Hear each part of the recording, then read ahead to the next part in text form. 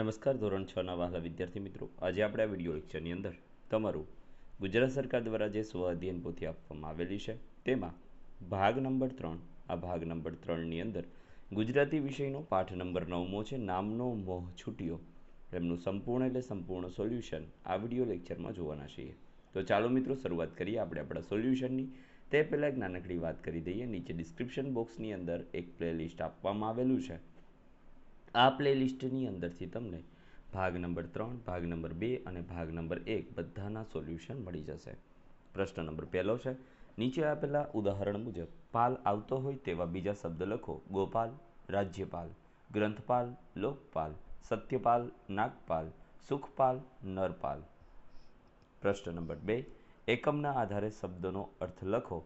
ફલાણો એટલે અમુક, રૂપાળું તો સુંદર, ખાઈ પીને એટલે કે લગની લાગવી, ઘસડાતો તો ખેંચાતો, ટાંટિયા તો થશે મિત્રો પગ, પગરખા તો ખાહડા, મેળ તો એકરૂપતા.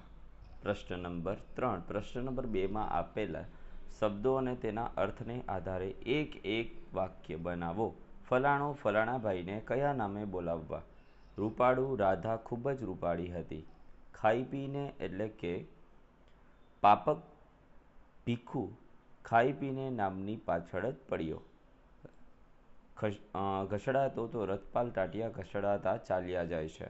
ટાંટિયા તો રથપાલના નામવાળા ટાંટિયા ઘસડે છે. પગરખા તો પગમાં જુઓ તો પગરખાઈ ન મળે. મેળ તો નામ અને ગુણ બંનેનો મેળ હોય. કાઉન્સમાં પેલા શબ્દને લાગુ પડતા જૂથના માં વિભાજિત કરો. વ્યક્તિવાચક તો હિમાલય અને રમેશ, સમૂહવાચક નદી પર્વત, દ્રવ્યવાચક તેલ ખાંડ, ભાવવાચકમાં પ્રેમ અને ક્રોધ, ક્રિયાવાચકની અંદર આવશે દોડ અને ચાલ. કોણ બોલે છે? પાપ કર્યા વિના જાણે હું પાપ કરતો હોઉં એવો ધ્વનિ એમાંથી ઉઠે છે. પાપક બોલે અને ભગવાન બુદ્ધને કહે છે. ભીખુ નામમાં શું છે? તો ભગવાન બુદ્ધ બોલે છે અને પાપકને કહે છે. એ પાપક સૌ બોલે છે અને પાપકને કહે છે. અરે ભાઈ, નામમાં શું છે? લોકો બોલે છે અને પાપકને કહે છે. કેમ ભીખુ, કોઈ સારું યોગ્ય નામ તને મળ્યું? ભગવાન બુદ્ધ બોલે છે અને પાપકને કહે છે. આપેલ ઉદાહરણ મુજબ એવા નામ લખો કે જે પુરુષ અને સ્ત્રી બંને રાખી શકે. રેવાભાઈ, નેહલભાઈ, પુષ્પાભાઈ અને રોશનભાઈ. રેવાબહેન, નેહલબહેન, પુષ્પાબેન અને રોશનબેન. રથ રાખવાવાળો રથપાલ. હાથ પરની રોકડ રકમ સિલ્ક. જટ ન ઉકલી શકે તેવો પ્રશ્ન કોયડો. ધનનું રક્ષણ કરનાર ધનપાલ. ચિત્રનું વર્ણન કરવાનું છે. તો આ ચિત્ર એક શાળાના મેદાનનું છે જ્યાં બાળકો વિવિધ રમતો રમી રહ્યા છે. ચિત્રમાં પીળા અને વાદળી રંગની એક શાળાની ઇમારત દેખાય છે જેના પર ભારતનો રાષ્ટ્રધ્વજ ફરકી રહ્યો છે.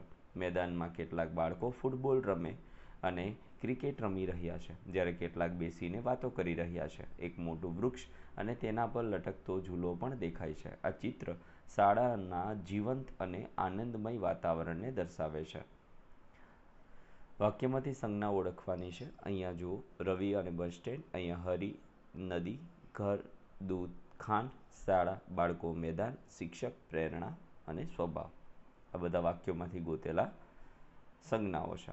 નીચેના પ્રશ્નોના ઉત્તર આપવાના છે. પાપક પોતાના અનામથી કેમ ચિંતિત હતો? પાપક પોતે પોતાનું નામ સાંભળે ત્યારે પાપ કર્યા વગર પાપ કર્યાની અનુભૂતિ થાય છે. આથી જ્યારે પણ કોઈ તેનું નામ લે ત્યારે મનમાં મૂંઝાય અને ખીજાય છે, માટે તે પોતાના અનામથી ચિંતિત હતો.